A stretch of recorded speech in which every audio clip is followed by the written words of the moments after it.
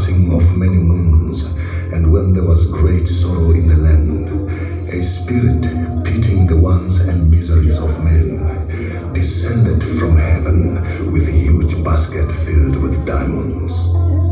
It flew over the land sowing diamonds as it went.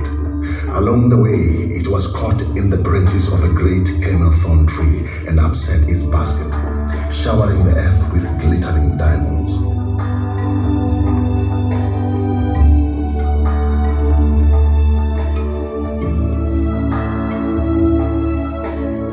This story begins on the banks of the Orange River in the year 1866. Small hands plainly happened upon an unusual pebble.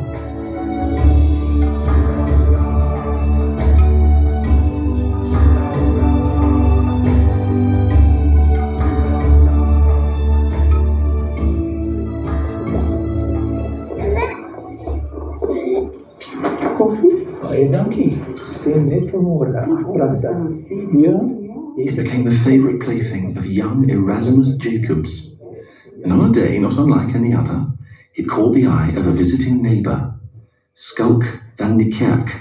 Wat is speciaal dit lippie? Mag ek hom koop? Vat dit, tegen niks. The curious pebble crossed many unbelieving hands, from Hopetown to Colesberg and Grahamstown, landing finally in the hands of geologist Dr. William Atherstone. Dr. Atherstone confirmed the improbable that this was indeed a diamond. With that, news of the Eureka's discovery travelled to the distant corners of the globe. The Greeks believed diamonds were tears of the gods. The Romans believed they were splinters of fallen stars.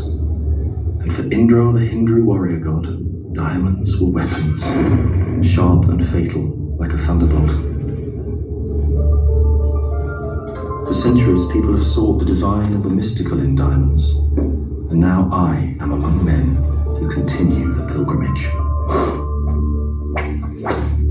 I landed in the Cape of Good Hope on November the 12th, 1871. There were so many hopeful men with me that I had great difficulty in booking my place on a passenger wagon travelling to the diamond fields.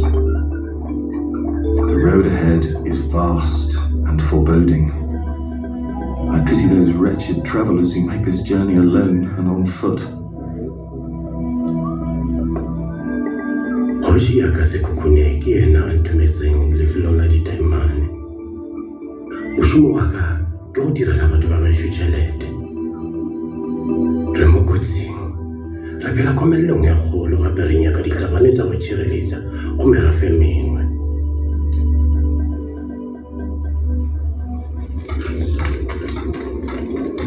I have seen many unlikely things as a travel writer, but most unlikely is that this unforgiving path could lead to wealth.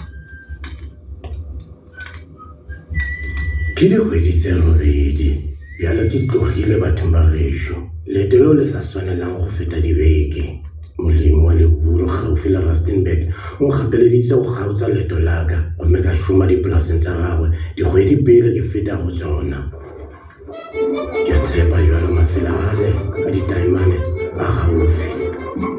Some 10,000 blacks come to the diggings from great distances each year, some as far as 1,000 miles.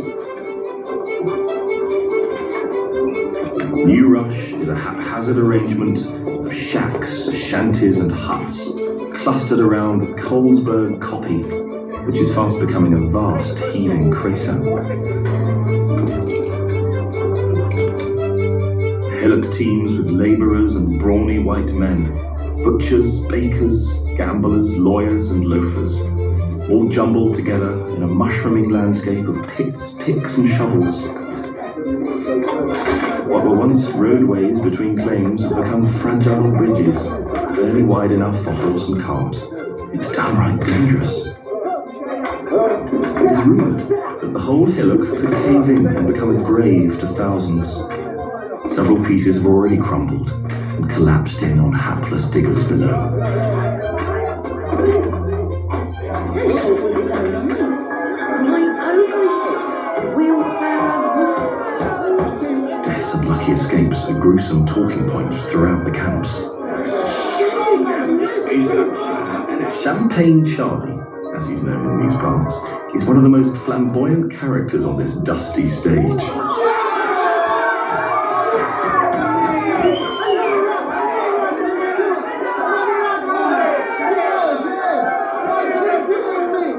When he arrived at the diggings earlier this year, he was dismissed as little more than a deserter from a sailing ship, with a weakness for beer and beautiful women. That all changed the day he found a large dark green diamond, the likes of which had never been seen before. Charlie was elevated to the toast of the town, and his credit in the local stores and pubs reached record highs.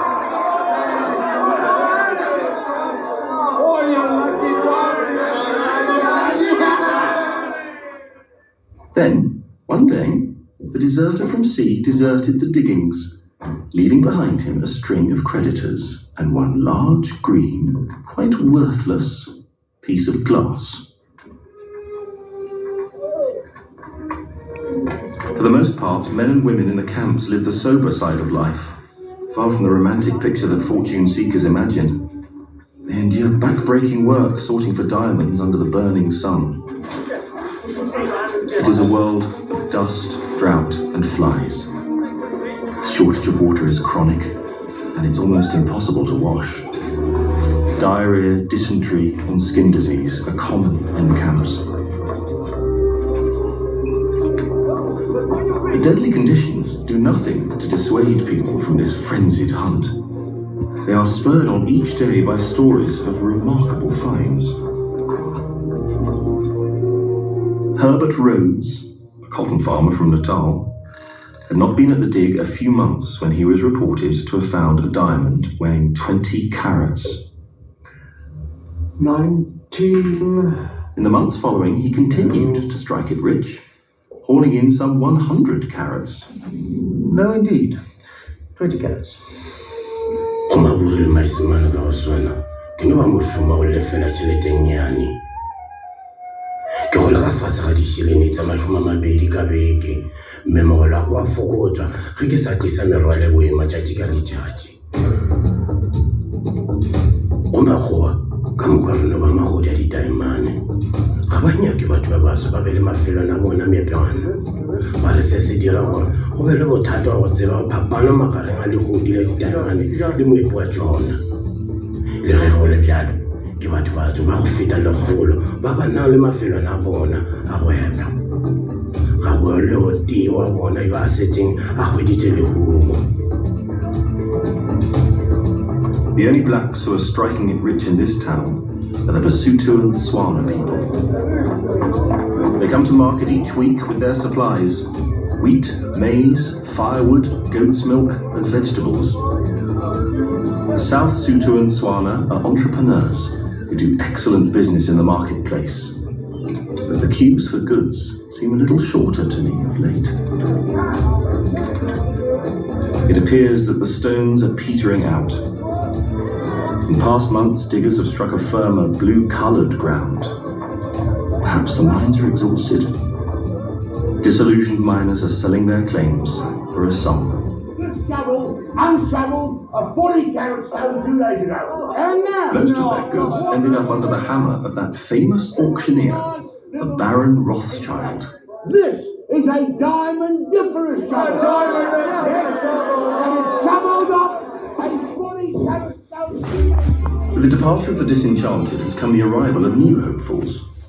Most notably, a young man by the name of Barney Bonato.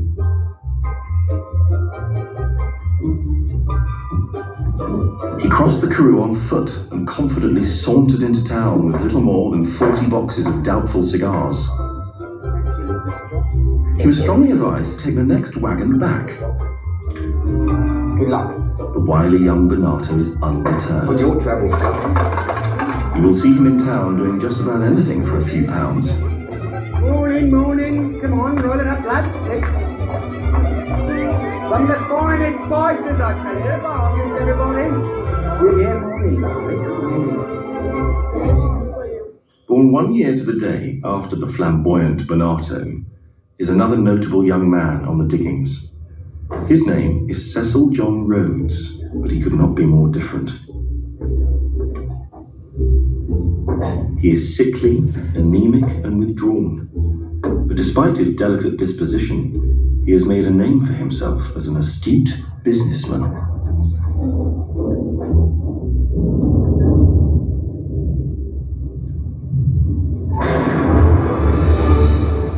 February 1874. Calamity strikes. Heavy rains have flooded all 4 mines, and workers come to a standstill.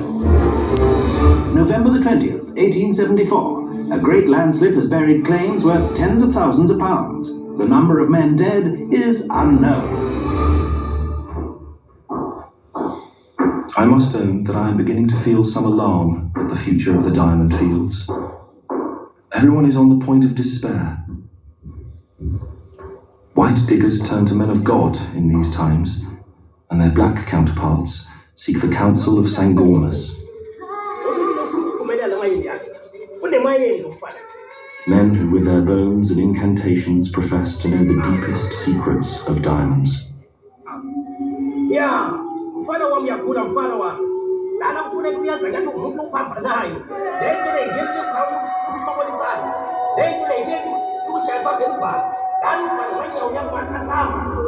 The dark outer reaches of space mask an abundance of glittering jewels. Diamonds existed before time itself, before the earth or the sun. They came into our world on the breath of the Great Spirit. When worlds exploded out of worlds in a colossal rage, they came also on the wings of falling stars that plummeted and embedded themselves deep in the earth. It is in this place of heat and pressure that diamonds as we know them are born. From fiery pits below, a cauldron of burning rock worms its way through cracks and fissures to the place where diamonds lie. Blistering earth rises, and it carries them upwards, bearing them along towards the earth's surface. As it travels upwards, it breathes and swells. The final journey to the surface is a frenzied rush. It gushes wildly and explodes into our world, spewing clouds of ash and scattering in its wake millions of glittering gems. Fire, wind, rain, and ice conspire to hide the gems from the eyes of hungry men.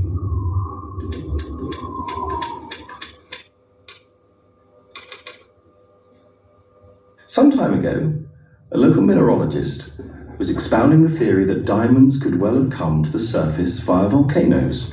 Bonato fancied the idea. Bonato speculated that the blue ground that had sent so many packing would in fact yield the richest finds. He gambled every penny he owned, £3,000 on 2 spent claims at the centre of the mine. Well, that will measly 2 carats and 1,000 buckets of gravel. We're not giving up, Harry.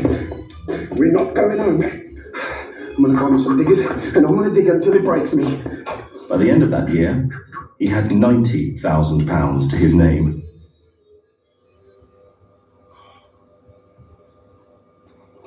In 1881, Bonato floated several mining companies. In so doing, set himself up against one of the most ruthless men in the business, Cecil John Rhodes. Both men are after the same thing, control of Kimberley's mines. The days of the small-time digger are almost done. For some time, there has been a semblance of organisation creeping into Kimberley's mines. For one thing, the mining houses have taken to setting up living compounds for the labor.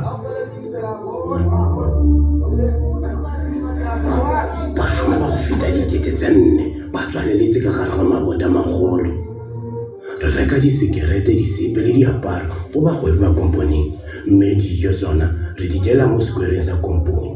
Re reka dijo tse kaone mo go monna wa mosolo ya e bitsang roast beef. O ile a re pega loto kotsing ya mo mining, mme bjale o dumeletswe semmuso go ba le kgwejwane ya hae e nyane ya kantine. Roast beef o tla re kgaetšetša a re o dira tšhelete e ntši ka go rekiša nama le bogobe go feta ka ge a ile a šoma ka fošolo ka mining. Go na le mogale wa kakabele ka mo komponeng, yena ba re ke Jimboyoni, kgoši ya masolo. Ka tsatsi le lengwe o ile a hlokodisa bathwadi ba babedi ba makgowa mollong ka mining wa DBS. Le mohla bašomi ba gagetswe ka baka la phuto e kgolo ya leraga. O ile a baya bophelo bja gagwe kotsing go bona gore motho yo mongwe le yo mongwe o hlakodisitswe. Empa mo gona o na swara bjale ka mošomo mongwe le mongwe. O phorophotšwa tšatši le lengwe le lengwe, o ka re go lekola dinta a tswalelwe. Ga se sa kgona go sepela lokologile mebileng. Can you believe this little cigar peddling copy walloper? An amalgamation into one great mining company is inevitable, and I consider that Rhodes is the only man who could drive it. I found out one thing, and that is, I never met a man so strong for his own opinion. good idea. If you only stick to it, you will come out all right. Today, Kimberley is a very different place to the camp that first welcomed me. The streets are lit up by 32 lamps of 2,000 candle power. We are linked by rail to coastal ports and have the benefit of the tram and modern telegraph. Small-time fortune hunters have been swallowed up by powerful mining companies.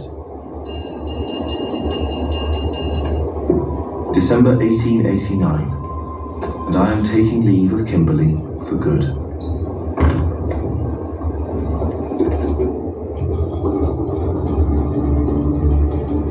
In recent years, the struggle for control of Kimberley's mines has come to a head. Well, there's no sense in wasting money, cutting each other's throats, is there? Rhodes and Bonato locked horns in a boardroom battle.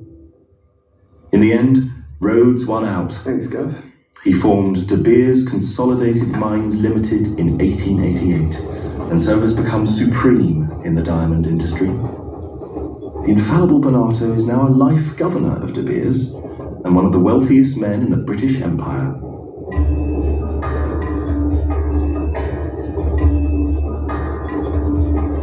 Who knows what will become of this town known as Kimberley, where diamonds have shaped so many destinies.